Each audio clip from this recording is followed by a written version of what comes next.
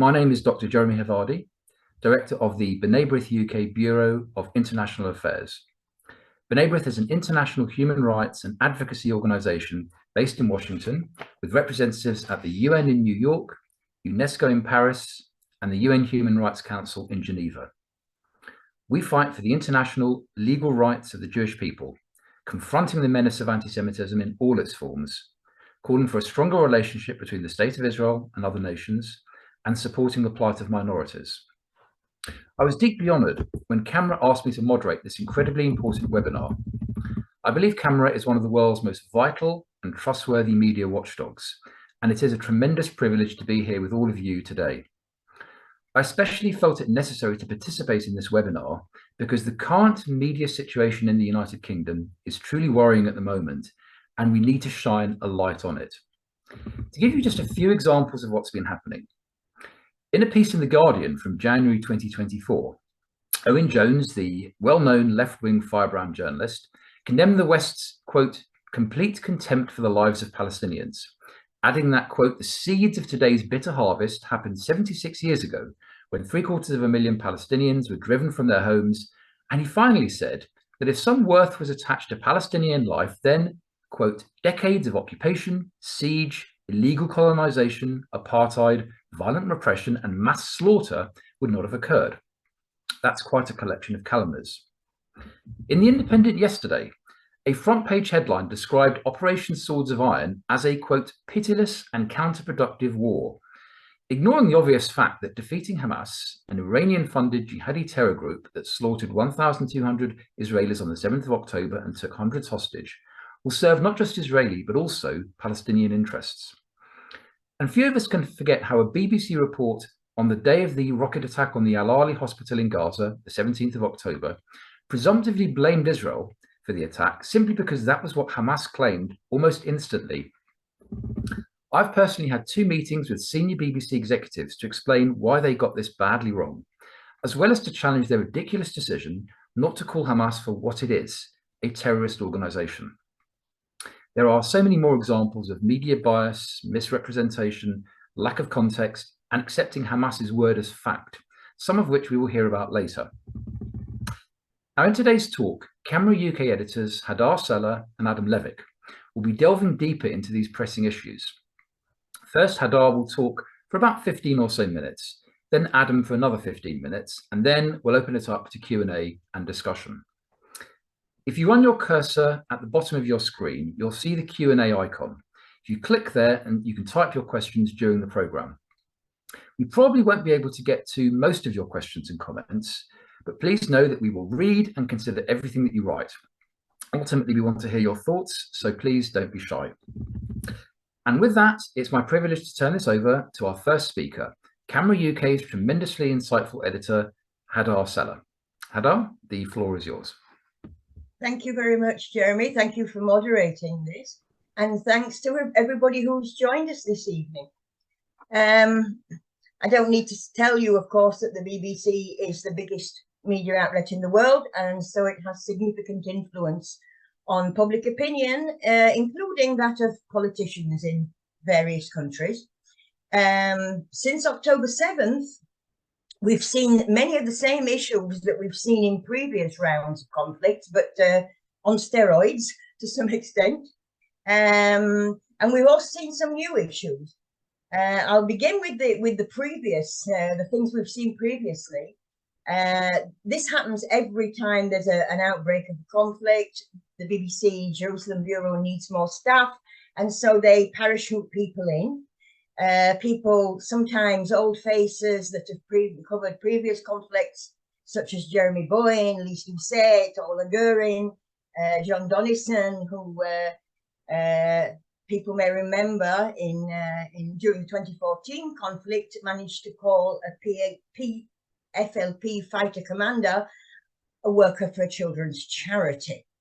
But they also bring in people with no experience and knowledge of the region and its history, some physically, but others on remote. We've seen, this time we've seen quite a lot of reporting on night desks in BBC bureaus in London or Singapore because of the time difference. Very often these people have very little knowledge of the conflict, very little knowledge of the history, and of course, no military experience. Another thing that we've seen repeating itself is the reliance on Hamas for casualty figures and casualty ratios. That's been BBC policy since at least 2014. They stopped trying to verify casualty figures themselves in 2014. And it has been the same in subsequent rounds of conflict and in events such as the Great March of Return. And I'll talk more about that later. But we've also seen some different things this time. One of them is the sheer unprecedented amount of coverage. It's just been absolutely incredible. We've had a lot of people trying to help and sending us tips about terrible or things that they've seen on the BBC. Unfortunately, it's just been impossible to get to everything. It's just, from my point of view, it's been a real uphill slog and impossible to cover absolutely everything. Another different point this time is that the BBC and journalists in general have no access to the Gaza Strip. Now, the BBC is claiming that that's affecting its reporting. That doesn't sound up to scrutiny, because in 2014, for example, Operation Protective Edge, when they did have access to the Gaza Strip, Jeremy Boyne and Ola Gurin managed to go through a 5-week campaign without seeing any human shields or rocket launchers. So we can't take that claim that they can't report properly because they're not there too seriously. Another point that we've seen, because of the fact that there are no foreign journalists in the Gaza Strip, another point that we've seen this time, which is different than previous rounds of conflict, is the reliance on BBC Arabic in Gaza. The BBC is one of the few media organizations to have an office in Gaza City, in the Gaza Strip.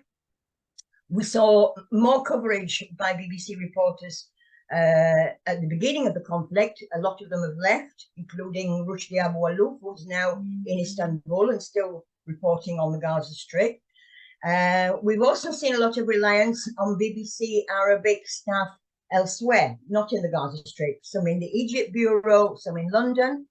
And people may have seen the reports that we helped the Daily Mail with on some of the, I think it was the Daily Mail and the Telegraph, the very, very problematic social media activity of some of those BBC Arabic employees, who some were suspended, and apart from one, if I'm not mistaken, they've all been brought back, and they're recovering. They're still covering the conflict despite their very, very problematic social media content.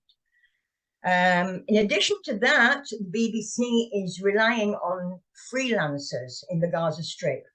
We don't know who these people are. It's completely untransparent. We don't know who they work for, apart from the BBC. We don't know if they have any extracurricular activities with terrorist groups. We just don't know. What we do know, of course, is that Hamas controls all journalism in the Gaza Strip. So the chance of a freelancer based in the Gaza Strip saying something uncomplimentary about Hamas is very, very low indeed. We've also seen contributors of unclear status. There's a freelancer called Muath al-Khatib, who also works for the Palestinian Authority's official news agency, Wafa. He seems to be working for both the BBC and for Wafa at the same time. Again, things are very, very untransparent. Another new factor in the picture this time around is BBC Verify, which was established in May 2023 as a fact-checking and disinformation department. It hasn't, from my point of view, proved its worth so far, but again, I'll talk more about that a little bit later on.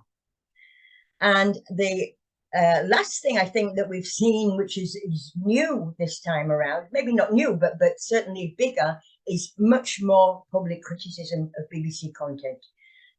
Be it UK politicians, the media in the UK, the general public. People have been a lot more vocal this time around about their criticism of the BBC. Dr. Avadi mentioned the Al-Ahli hospital story from October 17th. That was the story that really woke people up, I think. to the quality or the standard of BBC coverage this time around. The tweets mentioning, the BBC tweets mentioning an Israeli strike on the hospital are still up. They're still online. Less than 2 hours after those tweets went out, the Archbishop of Canterbury quote tweeted them. And by the next day, when I took a screenshot, his tweet had already had 100,000 views. The same evening that the incident happened, John Donnison, who, as I say, had been parachuted back in, told BBC television audiences that it was hard to see what else this could be except for an Israeli airstrike. A written report that went out during the night and early the next morning had an eyewitness from Gaza who claimed he'd seen an F-16 or an F-35 bombing the hospital. That's still up as well, as far as I'm aware. Jeremy Bowen, who was in Ashdod, told BBC audiences that Al-Ahli hospital buildings had been flattened and that hundreds of people had been killed. We know that wasn't true. On November 25th, Jeremy Bowen was interviewed by the BBC about his coverage of that story and told BBC audiences, "I don't regret one thing." Another person interviewed about that story was the new rector of Glasgow University, Hassan Abu Sita, who was there with Médecins Sans Frontières. BBC Verify did an investigation into the Al-Ahli hospital story and claims that there are competing claims and counterclaims, which are still contested to this day, and so it cannot tell people what happened. The rest of the world very rapidly arrived at the opinion that it was a Palestinian Islamic Jihad rocket, but the BBC still can't tell us what happened. The BBC has used that BBC Verify investigation to reject complaints on the topic. Other hospitals, because hospitals have been a big part of the BBC's coverage, the Shifa Hospital in Gaza City. The first operation in November, the BBC ran with, "This doesn't prove what Israel said about it being a Hamas command and control center." As the evidence grew, and it took quite a few days, the BBC suddenly went silent. The second operation, which began on March 18th, there were 4 reports in the first 3 days, and then complete radio silence until the end of the day before yesterday. Despite everything that happened there, despite hundreds of terrorists having been apprehended and hundreds more killed, the line the BBC is running with is Hamas denies that it was using the hospital. The Nasser hospital in Khan Yunis, there was an operation there in February, which was covered in 8 items of BBC content. A month later, the BBC produced 6 more items about the alleged mistreatment of patients, members of staff and civilians hiding in the hospital courtyard, based on testimonies from both doctors and BBC Arabic journalists with very, very problematic social media reports. You may have seen there was a Daily Mail report about that our Arabic department helped with that report. Casualty figures, it's a big problem. The BBC is quoting the casualty figures put out by Hamas. At the beginning it was the Hamas Ministry of Health, now it's the Hamas government media organization. And from November 16th, BBC Verify has been promoting those figures as reliable.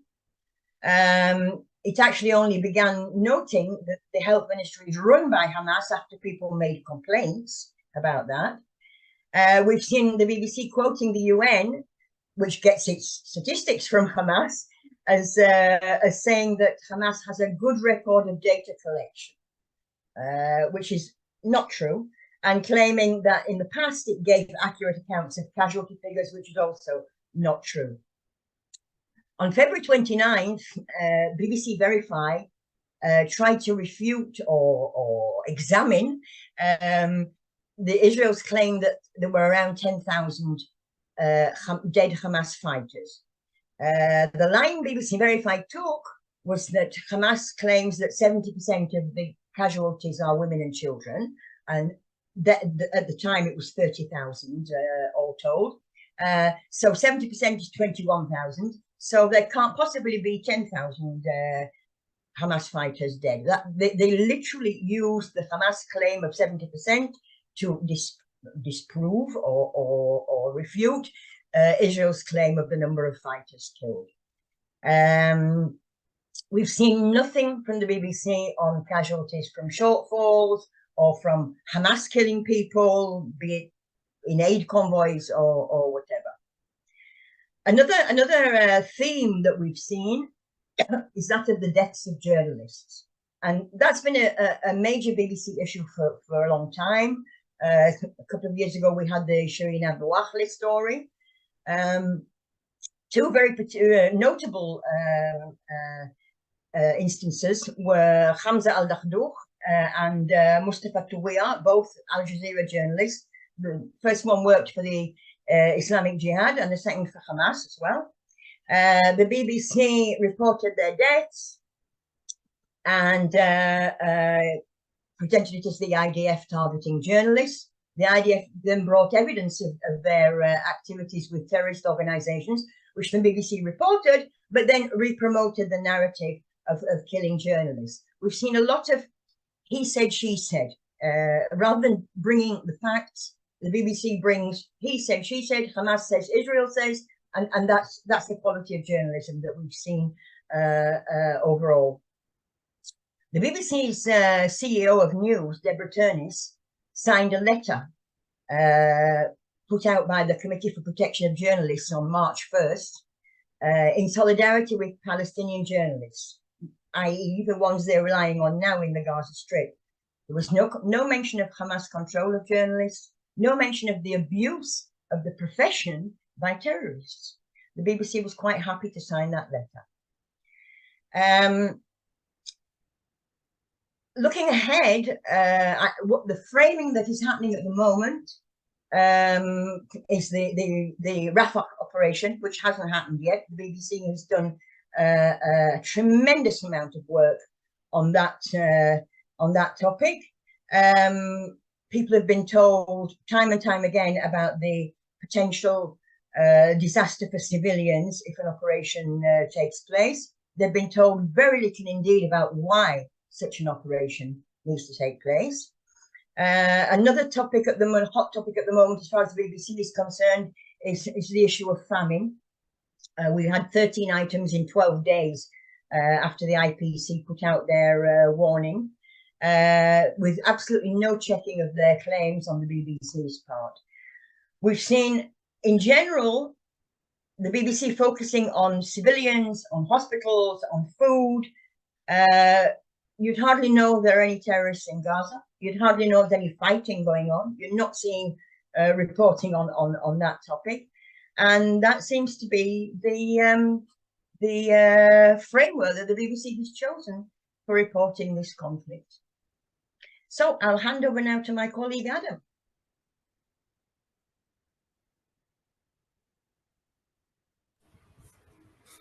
Okay, thanks very much, Adar. Since it would take far too much time to provide a full survey of the institutional anti-Israel bias, we found that outlets such as The Guardian, Sky News, Channel 4 News, and other British outlets since October 7th.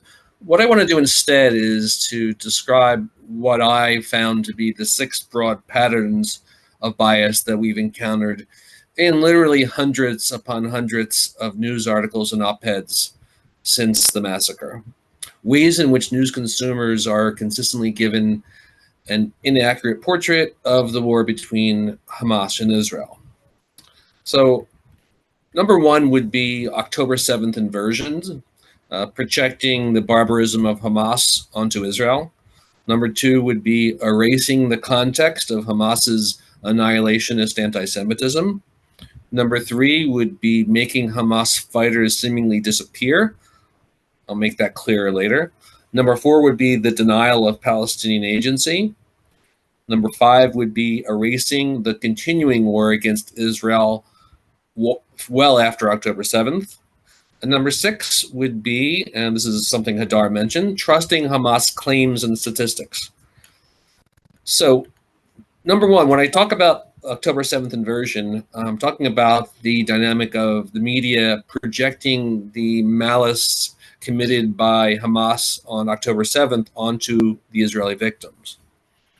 For instance, as we've documented on our site and on Twitter, The Guardian published literally dozens of op-eds and articles beginning as early as October 14th, that's 7 days after the massacre, accusing Israel, or at least legitimizing the accusation of genocide or ethnic cleansing against Israel, while failing to level the same charge in reference to Hamas's slaughter, rape, torture, and mutilation of Jews on October 7th. The broader context of that is South Africa, in their complaint against Israel at the ICJ, wasn't the first to level the accusation of genocide. It actually began organically or not on Twitter by anti-Israel activists almost immediately after October 7th. That is, even before Israel began a full-scale counterattack to Hamas's attack. And that activism, that narrative being pushed out by pro-Palestinian activists, began being picked up by media outlets like The Guardian as a way to refocus the conversation away from Hamas's pogrom. Now, the charge, which is completely counterfactual in light of the fact that actual experts at urban warfare, such as John Spencer from the Modern War Institute, have noted that the civilian to combatant ratio in Gaza is likely the best of any such war, should be seen as a diversionary tactic of sorts, one which, quite unfortunately, achieve some success. Further, in fact, in one piece op-ed by Daphne Barham at The Guardian, published on October 11th, again, this is 4 days after October 7th, and this is one of the first op-eds they published about the massacre, Barham referred to Gaza as a concentration camp, not just the cliche of the world's largest open-air prison, but a concentration camp. Anti-Semitic language evoking the Holocaust, which is even almost always avoided in The Guardian. However, The Guardian editor defended its usage in response to our complaint, citing as one example the fact that Haaretz commentator Gideon Levy used the term. That's right. More recently, the most recent edition of the London Review of Books published a 7,500-word essay by Pankaj Mishra, which, in addition to suggesting that the October 7th massacre was arguably justified in light of Israel's 75 years of oppression, actually legitimized the charge that Israel had transformed into a Nazi-like state. That is, he engaged in Holocaust inversion, which again is anti-Semitic via the IRA definition of anti-Semitism. Turning to number 2, erasing the context of Hamas anti-Semitism. Again, we've long argued at Camera UK that perhaps the biggest media blind spot in their coverage of the region is Palestinian anti-Semitism. Hatred that has been documented by survey after survey, particularly the anti-Semitism of terror groups like Hamas. It's codified in their founding charter, and what animates their continuous war against Israel. Yet media outlets, both before and after October 7th, often frame their anti-Semitic pathology instead as a legitimate grievance, citing the non-existent occupation and the blockade. As I think it's impossible to fully understand what happened on that dark Shabbat day without understanding Hamas's Jew hatred, most news consumers likely have a hard time understanding the true root cause of the current war. Now, turning to number 3, making Hamas disappear.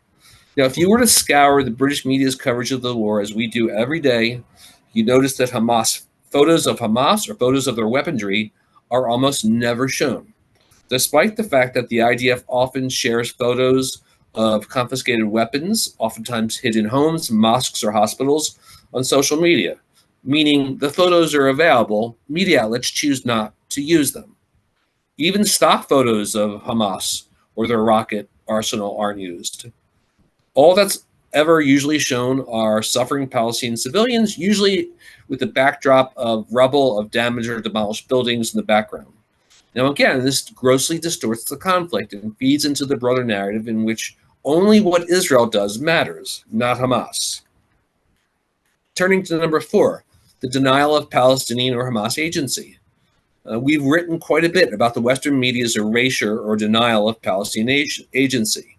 That is, the dynamic by which, in contrast to their myopic focus on the decisions, actions, and motivations of Israeli Jews and how they can end the war, Palestinians of Hamas and Palestinian Islamic Jihad are never subjected to such scrutiny. Demands are never made of them. For instance, that they surrender, lay down their arms, and release the hostages. Actions, of course, that would end the war tomorrow. The media would have you believe that they are children or are akin to children who can't be held accountable for the decisions they make. Additionally, the fact that, according to reliable polling, most Palestinians still support Hamas in both the West Bank and Gaza, by the way, and deny the October 7th massacre even happened, is rarely, if ever, reported. Now, contrast that glaring omission with the ubiquity of reports telling readers that Israel has continually moved to the right. Now, if Israeli political views before and after October 7th are relevant to the reporting on the conflict, why aren't Palestinian views relevant? There's no good answer to that question. Number 5, erasing the continuing war against Israel. That is, the war on Israel, contrary to media reporting, didn't actually end on October 8th. Again, if you read it outlets, you'd think that the war against Israel basically pattered out after the first few days or weeks of after October 7th. In fact, pretty soon after October 7th, most outlets pretty much stopped even reporting on Hamas or Palestinian Islamic Jihad rocket fire into Israel, despite the fact that such attacks continued for months. You never know also that hundreds of thousands of Israelis have been dislocated in the south as well as the north. Those in the north were evacuated because Hezbollah decided to join the war against Israel on October 8th and has subsequently fired thousands upon thousands of rockets and projectiles at Israeli towns in the north, killing 7 civilians and 10 soldiers at last count. You'd also likely not know that Iranian-backed Houthis have been firing long-range rockets at southern Israel. Number 6, trusting Hamas claims and statistics. I really think it would be hard to find another regional context in which Western media outlets trust fatality statistics provided by a prescribed terror group. Yet most outlets nonetheless continue to cite Hamas's health ministry's claims of 32,000+ killed, most of whom they add, without proof, are women and children, despite the fact that in-depth analyses recently published, one at Fathom and one at the INSS, by reputable statisticians, have demonstrated that Hamas's figures are literally statistically impossible. Number 2, the fact that Hamas doesn't distinguish in the data, or if you want to call it data, between terrorists and civilians. Hamas also includes those Palestinians killed by misfired rockets, which represent at least 10% of the total of rockets fired. Further, these same outlets who continually cite Hamas death tolls almost never cite Israeli stats showing that roughly 14,000 of those killed were terrorists. Again, an egregious double standard. Also recall how most outlets, as Hadar said, trusted Hamas's claims at face value without evidence that Israel attacked Al-Ahli hospital in Gaza, which they claim killed an even 500, until it was proven to have been a misfired Palestinian Islamic Jihad rocket. Again, you have to ask yourself why Hamas's unevidenced claims were taken at face value by journalists who are supposed to be the gatekeepers of truth. They're supposed to critically scrutinize such accusations. Finally, as troubling as the bias and inaccurate reporting is, there are some bright spots. I want to point to the Telegraph's coverage, which has been better than most. The Daily Mail hasn't been bad. The Times is uneven, but at times they do solid reporting. But more importantly, I go into work every day, and we try through our vigilance and our constant communications with outlets, as does Hadar, as does the rest of the camera team. We often do prompt correction to factual errors. And even when we don't prompt corrections, the fact that they know that we're scrutinizing every word that they write, every word that's broadcast, we see improved coverage based on the fact that they know that we're watching them. So it's our hope, it's my hope, that by helping you identify the patterns of bias, that you can better understand the reporting of the war, and hopefully you'll have better tools to fight back and help keep them accountable. Thanks very much. Back to you, Jeremy. Thank you very much, Adam. Thank you very much, Hadar. Two very insightful presentations, which have given us a lot to think about. And there are a lot of questions. And I can just remind people again, if there are questions that you have, please put them in the Q&A section. So I'm going to start with a question that's come in, I think, from the UK. Now, this individual says, the mainstream press is clearly hopelessly leaning to the left. Would it not be wise to consider using more Jewish women and Israelis of color, i.e. Ethiopian Israelis, to make Israel's case? I mean, this is a question that does come up within the context of Israeli PR, which of course we know has been criticized in the past. But perhaps if I could start with you, Adam, what do you think? Do you think that that would make a difference in terms of whether media organizations would be more receptive to the actual content of the message that Israel is giving? No, look, using Mizrahi and Jews of color, definitely. I just have a, this is a question we get a lot. It's a very good question. I don't think that if Israel had the best Hasbara outfit on the globe, if it was just bar none the best there could be, I don't think it would make that much of a difference, because I don't think, I think that kind of logic underestimates how deeply embedded the anti-Israel bias, much of which is informed by anti-Semitism, is. So I don't know that, for instance, if the Israeli spokesperson were Ethiopian or Mizrahi descent, I don't know that that would make a difference.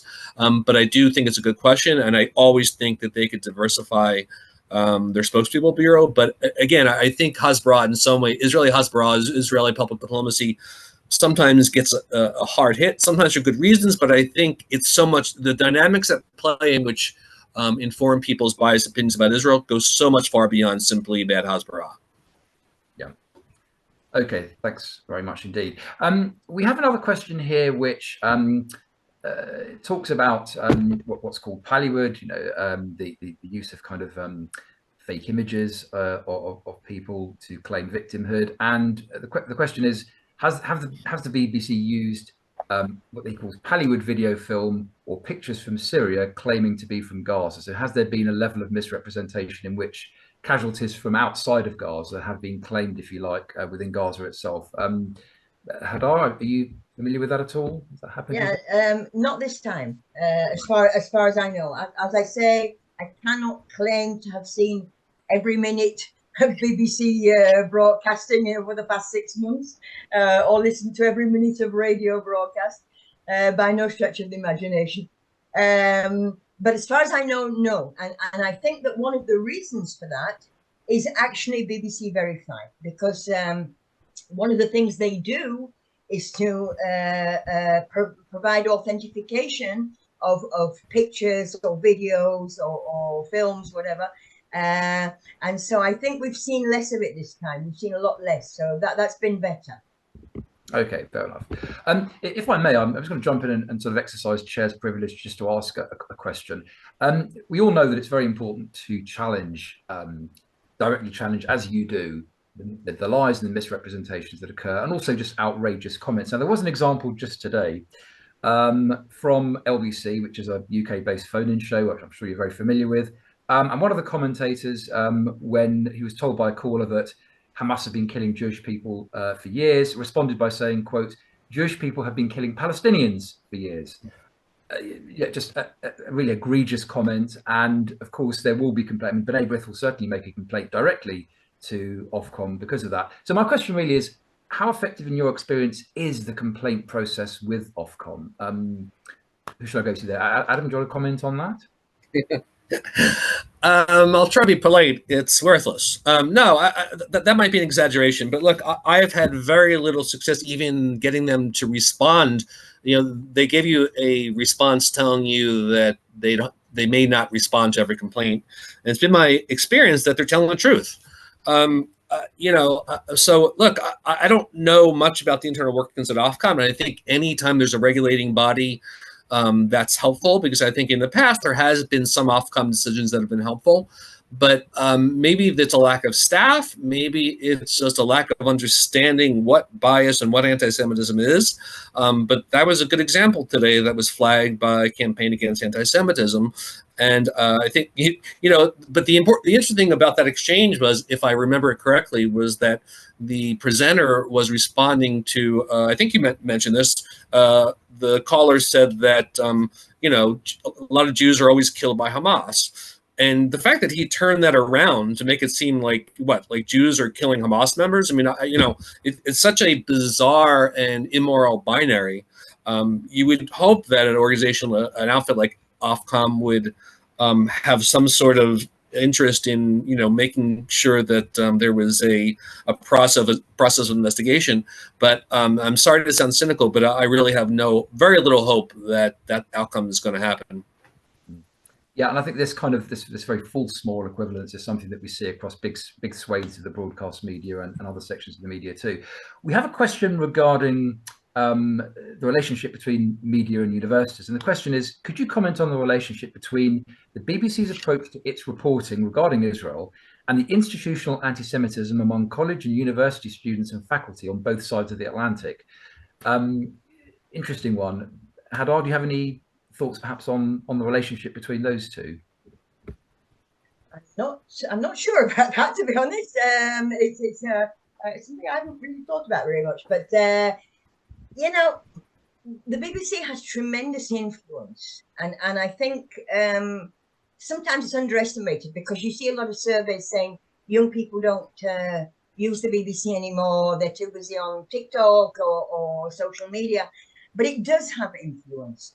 And I think there's a sort of a symbiotic effect, because I think that some of the BBC's approach to things is very much informed by what they think is going on in their own society, and I think we shouldn't underestimate that. I think if you leave our topic on the side for the moment and look at the BBC's approach to other issues, such as the whole Scottish independence, Brexit, the whole trans thing. Very often you'll find the BBC going with what it thinks is the flow. And I think to a certain extent that applies to our topic as well. I think the BBC is influenced by what it thinks the street mood is. Yeah. Okay. We have one question, which, I mean, it's a gigantic question. I suppose it's as big as the topic itself that we're covering. But Adam, you talked about this kind of 6 giveaways, if you like, of media bias, and you mentioned them and you've explained all the examples. And the questioner says, what do you think motivates this type of coverage by the BBC and other media? Now, I mean, there is a view, which we've all heard, which is that this is just it's just pure anti-Semitism. But is it wider than that? Is it deeper than that? Is there something else that you think is going on, which might motivate that very, very particularly biased, very one-sided view of the conflict in the media? Yeah, I mean, first let me say, I tend to look away from anyone who has a monocausal explanation for complex phenomena. And I think we try really hard not to make accusations of anti-Semitism unless there's evidence. I think that's a factor, and I think it's a factor with some journalists, and some journalists have shown that on Twitter and elsewhere. But I think it's more of I would say, in the intellectual journalistic ecosystem, right? This kind of postmodern idea that you can fit every conflict into either oppressed or oppressors. And once you determine a priori, who fits into that paradigm, then your coverage should be based on, speaking truth to power and aligning yourself with the victim. And I think, if anything, these intellectual currents, which inform this incredibly facile moral binary, have progressed, have gotten worse over the past 20s due to, what happens within academia, which used to be niche ideas, which have kind of become mainstream. So I think there are many reasons for this, but I think that a lot of it, the more and more I see, a lot of it comes down to this groupthink where they see their jobs not as professional journalists, but as almost as activists. And as activists, they've been taught since the university to view the conflict in one way. And if I could expand a little bit, there's an Israeli writer by the name of Shani Moore, who's one of my favorite Israeli writers, and he wrote a piece in the Wall Street Journal, a week or so after October 7th, in which he was responding to what at the time was already a bevy of horrible reporting about Israel, while bodies were still being uncovered and pieces of bodies were still being uncovered. And he said that there's this what he called a cognitive dissonance avoidance, that October 7th could have been an aha moment for journalists and for pro-Israel, pro-Palestinian activists, right? Because the devastation, the massacre was of such proportions, the worst since the Holocaust, that you think that may have caused people that are introspective to take a look at their prior held beliefs and re-examine it. But I think, I don't know who was said, but people hold on to their ideas with a death grip. And I think Shani said that this cognitive dissonance avoidance made them respond by actually projecting even more revulsion onto the victims, onto the Israeli victims. So I think there's complex phenomena, and I think we gave a webinar with your organization once that touched on that, and I don't want to get too into the weeds to it, but I think this facile victimizer dynamic is really hard to fight, and I think that motivates a lot of the coverage. Absolutely, yeah, it is the kind of thing that we could have a 2 or 3 hour webinar on just that one itself. Now, we've had a question about the Balin report, and I'm going to come to you, Hadar, because you must be quite familiar with this. The Balin report from, I think it's 2004, which was a 20,000 word analysis of BBC's coverage on Israel, which, from what I've heard, is critical in many ways. It's not been released by the BBC despite a freedom of information request. And the question is, kind of where is it? But I'm going to broaden that out a bit to say, give me, if you can give me your thoughts on the Balin report, why the BBC has kept it under wraps, and what can perhaps be done to eventually persuade the BBC to release it. I mean, do you have any thoughts on that, Hadar? Well, of course, I haven't read the Balin report. Very few people have. I know it's a topic that people feel very strongly about. And I know that there are a lot of people who think it should be published. I'm not saying it shouldn't, but let's bear in mind that it's 20 years old.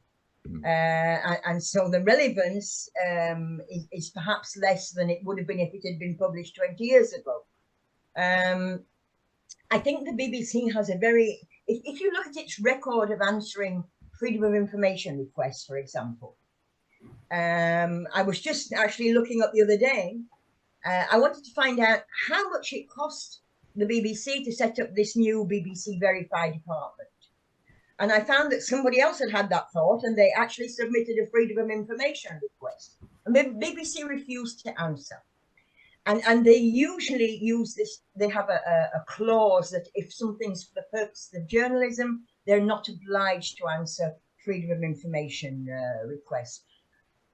And they use that clause for anything and everything, sometimes really silly little things that you can't understand why they're being so cagey about it. I mean, the whole topic of transparency within the BBC, I think, is one that does need some serious thinking about. We don't really know. Things aren't very transparent.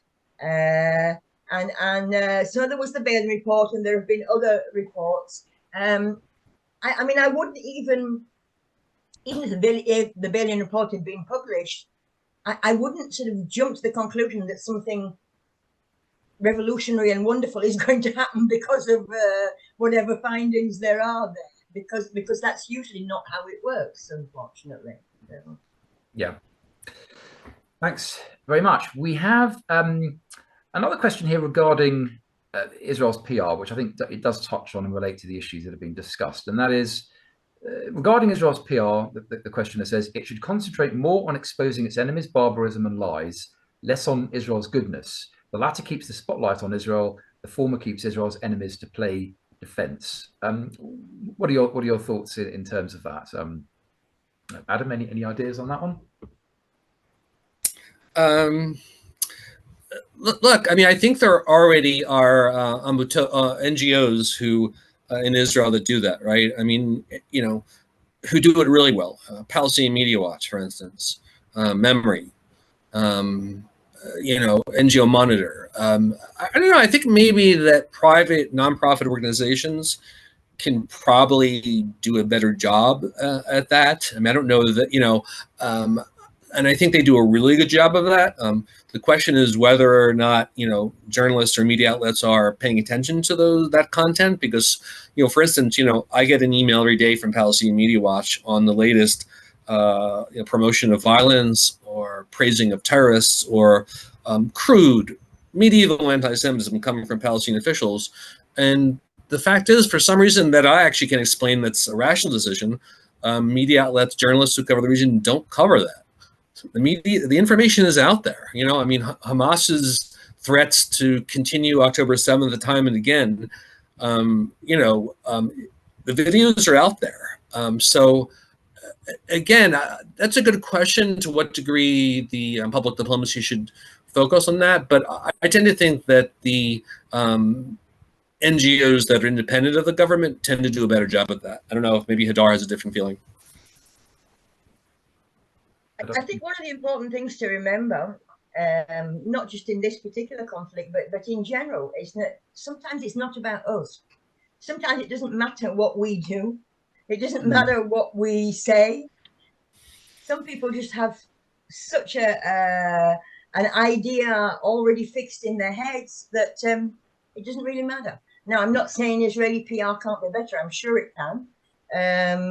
But I think we also have to understand that the limits and the limitations of PR, and understand that there are some things that are so deep rooted in the way people relate to this conflict, that I'm not sure we can do anything about it. We've had a question here. How best to respond to Israeli journalists like Gideon Levy being used by the anti-Israel camp? It does seem to me that when you read the hard left calumnies against Israel, the kind of get out of jail free card that is used by these commentators is, yes, but Gideon Levy has said it. Gideon Levy has said there's genocide. Gideon Levy has said there's ethnic cleansing. Gideon Levy has said this. Gideon Levy has said that. And it's kind of like it gives them this sense of you know, immunity from the charge of prejudice, that they've got this go-to person to quote. But I mean, yeah, is there a way to in some way undermine him? I mean, any thoughts on that, Adam, perhaps? Look, I don't think anyone that has paid attention to Gideon Levy, who takes ideas and politics and the Middle East seriously, would take him seriously. And I think it's more of a commentary on those that use him. But look, I agree that's a big problem. And Haaretz in English oftentimes is the go-to newspaper for foreign journalists, right? So Gideon Levy and others, they do a lot of damage to Israel. But look, I would argue, even if the Haaretz would fire Gideon Levy tomorrow, or the other problematic columnist there, I think the foreign press would find another go-to Israeli or as a Jew to legitimize their concerns. I mean, The Guardian has been fantastic at finding Jews who are proud to be ashamed of Israel. You know, so I don't think it's just about Gideon Levy, but I do agree that Haaretz, though at times, you know, can be a serious newspaper, its opinion section is horrible. And the fact that media outlets go to it to, you know, affirm their own priors, their own predetermined opinion, is a very dangerous dynamic. But at the same time, you know, Israel has a free press, and they're certainly allowed to publish. Gideon Levy is allowed to publish. But again, if Gideon Levy disappeared tomorrow, if he retired tomorrow, I think they would find another go-to Israeli and or Jew to affirm the opinion that they want to express in a way that they can claim is not anti-Semitic or not anti-Israel. Okay, thank you. Now, we've got, you know, one comment here has said, sounds a little defeatist. I'm getting the energy that there is no point at all to these efforts, by which I'm assuming the person means, you know, the efforts that you're making and the efforts that other people are making. But then we have a question here. What can we do to change this situation? Because it's all very well that we've got organisations that are fantastic like Camera and many others besides, and of course B'nai we do our bit, but the individual sitting at home, reading the paper, watching the BBC or listening to LBC or whoever it is that hears this stuff, what can that individual do that's most effective to change this situation? Hadar, what do you think? What would you advise them? Well, if you've got plenty of time on your hands and a certain masochistic tendency, you can probably complain to the BBC.